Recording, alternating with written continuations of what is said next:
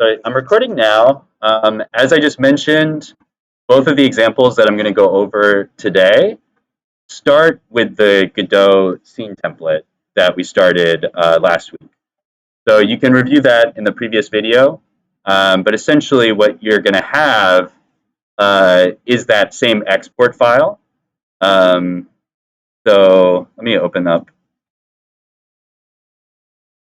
that project.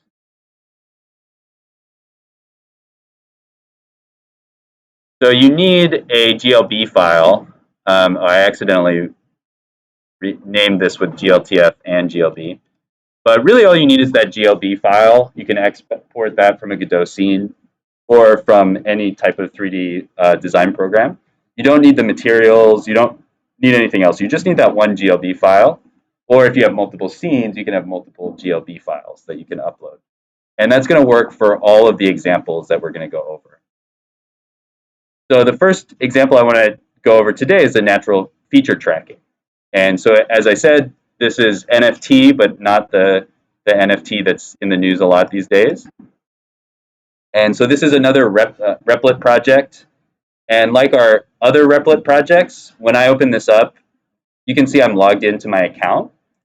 But when you open it up on your computer, excuse me, my cough is back, so I'm going to have to deal with that.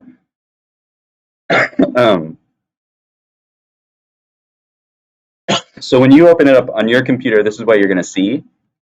If you're logged in, you'll be able to click this fork button, and you'll be able to make a copy of the project that you can edit, and then that will live on your own, your own account. And so it'll be, once you create it there, it'll actually just be published there, so you can run it, you can send the link to people, and we can all look at it. So Replit is really good for editing the project, but it's also good for publishing it. So we don't even need to use itch for this one. You can just send people a link to the project here, and they'll be able to use it. Let me close these other tabs.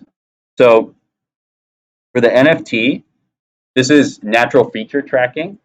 And I'll show you, I printed out a copy of the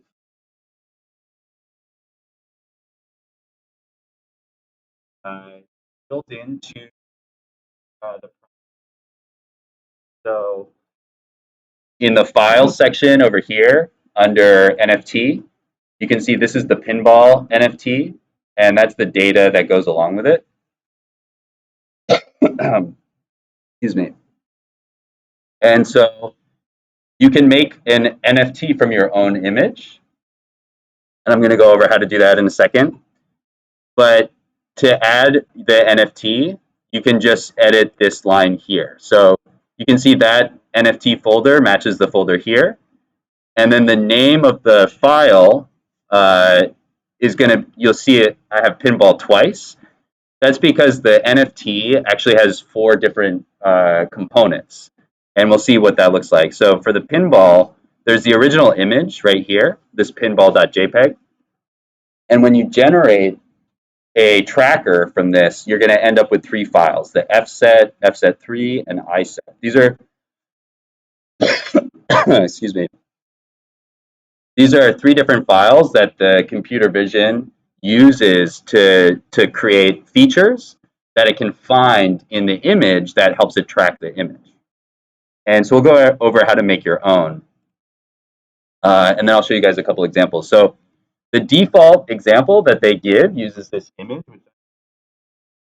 You don't have to print it out. You can use your phone or another device to show it as well, but it's nice to print it out. I have a printer here, and you guys, if you want to print something, you can just send it to me on Discord or over email, and I can print it for you.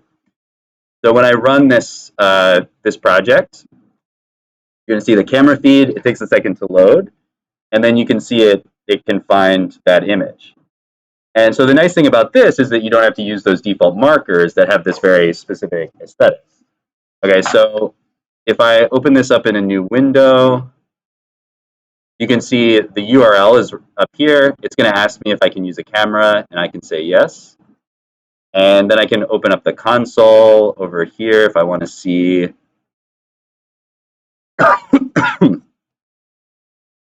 You can see it's telling me all this info about the NFT itself. Sorry.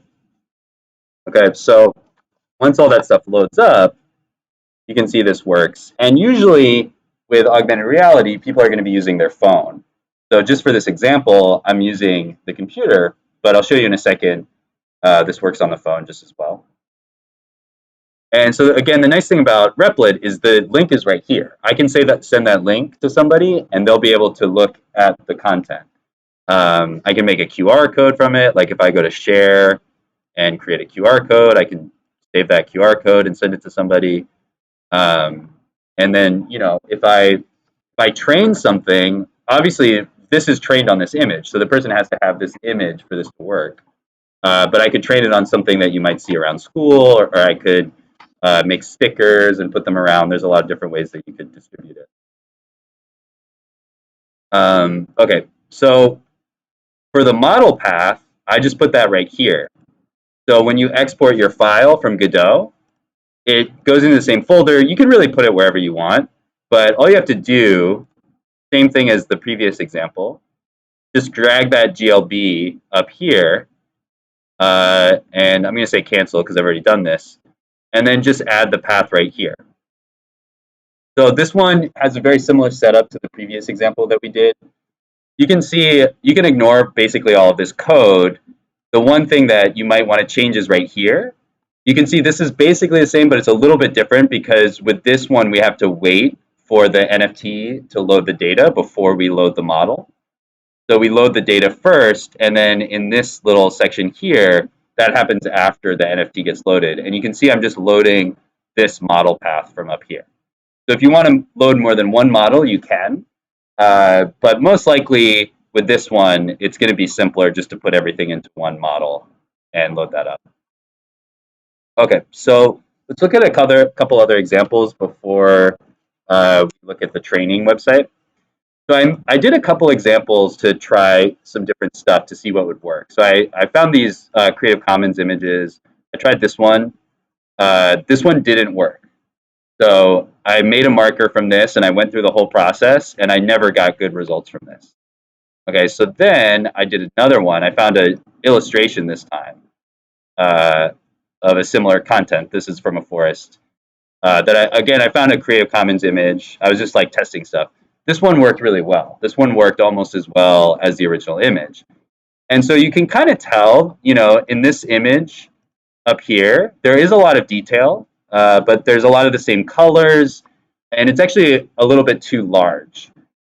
So we don't really need like a huge image, but we want a lot of detail. So making a good NFT image, part of it is making sure there's enough detail that the tracker can kind of create different features. You can see in this image, there's a lot of contrast. There's a lot of like, here's a red and an orange right next to each other. So it's really easy to see the details there. This image is kind of the same. So if you want to create your own image, if you want to make a drawing or you want to use a photograph or something like that, you want to be careful to make sure that there's enough detail that it's going to work. I can show you that this one works real quick. I'm just going to bring it up on my phone. So if I want to change the image here, I didn't print this one out, but all I have to do is change the model or the NFT path right here. So instead of pinball, this one is forest_2. Oops. Forest_2. Okay, so I'm going to rerun this, and then when it captures the NFT, it doesn't work as well on your phone because the phone has a glare on it, because obviously it has a screen. You can see the reflections. But when I get up pretty close, you can see it actually works pretty well. So it's tracking those details pretty well. And so that's a good image to use. And as I mentioned before, this other image here, if I change this to the regular forest, even though I have all the data, I generated all the correct data, this one really just doesn't work, even a little bit. So I don't get any feedback with that one. So if you want to train your own image, you have to make sure to get an image with a good amount of detail. But it's also, unfortunately, like, this isn't a training algorithm that I wrote or anything like that. I just found one that's open source that works pretty well. So we're kind of just like relying on their technology a little bit. Okay, so how do I make my own marker? So I'm going to download this image real quick. And so this is a good example. This isn't their default image. This is one that I found on the internet that's Creative Commons. And with the training website, you can tell if it's working pretty quickly, but it takes a little while. So in the comment up here, I should put these actually I'll put these in the page later. So this is the website for training. And it's a pretty basic website. So one of the things you're going to want to do is open up the console, because when you start the training, it doesn't have like a progress bar or anything like that, but you will see messages in the console. So that's the training website. There's also, they have a little wiki here with information about training, creating good markers. So they kind of talk about how to create a good marker. And they say the same kind of stuff that I just said. So visual complexity, good resolution, and then they show this is a good example. The pinball image is the default, and it's 1600 by 2000 pixels. And then this is a bad example. So this obviously has it has a couple details, but it's mostly the same color. And it's 4000 by 2000 pixels, so it's actually more data. So remember that the camera is reading through all this information. So we want enough data that it can track things, but not so much data that it's like doing too much. So they kind of talk about that in here. And yeah, those are some basic instructions.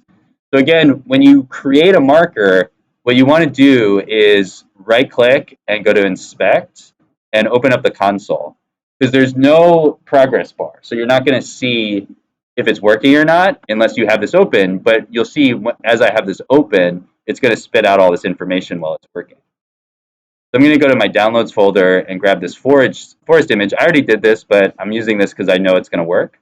And I'm just going to drag it on here. There's some options. Don't worry about those. Just click generate.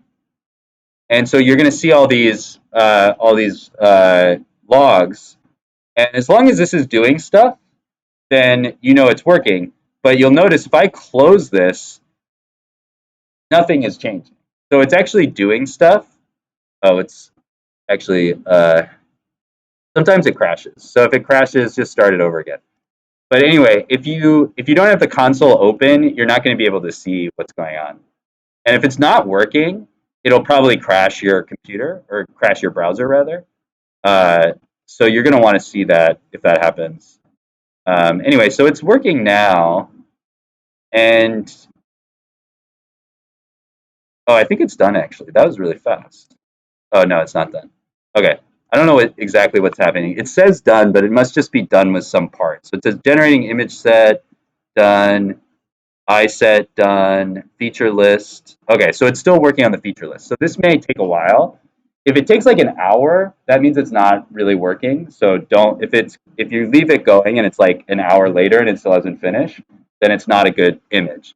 If it takes like 5 minutes, that's fine. I think this will probably take like, oh, it says it's already, so it's done with the features. It's still going. Okay, so we'll see how long it takes. We'll come back when it's ready. But when it's done, it's going to ask you, can I download the images or the set? And what it's going to give you is something that looks like this, the FSet, FSet3, iSet, and the image. And you just need to make sure those are all in the same place, and then just change the path here. So it's a little tricky, but if you can generate it and you need help setting it up, we can go over it. But then you can train whatever image you want.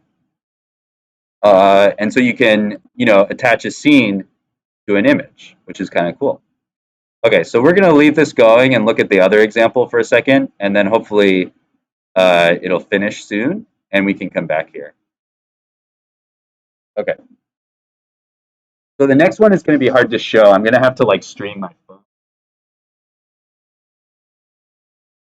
for this, but I'll show you the setup first.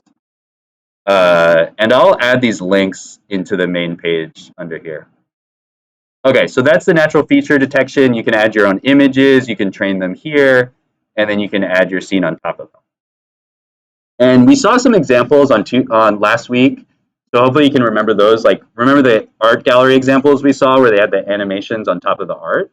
That's basically how you would create this. Okay, it's done. That was actually pretty good. So that was just like, I don't know, 2 minutes maybe. And so we're going to say, yes, we can download those files. And now we have in our downloads folder, we have the iSet, FSet, FSet3. So you just need to upload those and it should work if, let's see how many features. So there's a lot of stuff in here. It needs like a good number of features, but if there's too many features, that means it's probably not going to work that well. So yeah, anyway, I already know this one works well because we've tested it, but sometimes you'll make one and you think it's going to work well and it doesn't work well, and you just can make a new one. Okay, so that's for the NFT. So let's look at the surface detection. So I'm going to close this. And keep in mind, you don't have to do all of these. You can just do the one that is the most appealing to you for your project. So we looked at the marker-based, that was the feature-based, and now we're going to look at surface-based. So the library I was using for the other examples doesn't have surface detection, but there's a really nice Google product that has it that we can use instead. So this is the ModelViewer template. It's loading up right now. And this is a little bit of a different approach that's basically just using a Google product to create an AR application with a C. But so it looks a little bit different coding-wise, but it's pretty similar setup. Okay, so same thing here, but we actually have less stuff here. We just have an index.html page. So hopefully you remember a little HTML from MMP 100. We have a style.css page. There's like barely anything in here. And then we have our export scene again. So same thing, we just take that over from Godot and throw it on here. So there's no JavaScript in this because we're loading it from Google. So in the comment up here, there's a couple links to the documentation. We'll look at that in just a second. But then here's what we're going to edit. So you can ignore most of the HTML. This is loading the model viewer from Google. So that is just loading that file for us. So we don't even have a library for this one. And then here's what the model viewer looks like. It's an HTML tag. It's a semantic HTML tag. And so it has a lot of attributes. So it's kind of like an image tag. If you remember HTML, you would write image source is like, you know, whatever, cat.jpg, something like that, and then close it. It's basically like that, but it's loading a 3D model.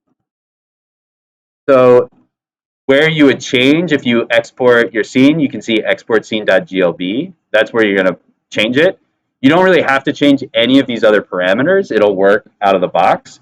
But if you want to change these parameters, obviously you can, and I'll show you guys some of the parameters that you can use. So same thing with this one. If I run this, if it's not on a phone, this is what you're going to see. You're just going to see your 3D model. And you can actually play around with it. You can see it, you know, it's centered. You can see it basically looks the same way that it looks in Godot. But if you're not on a phone, it's not going to be able to do the AR for you because it actually uses the AR technology built into your phone. So even if I open it up over here, I can open up the developer tools and take a look at it.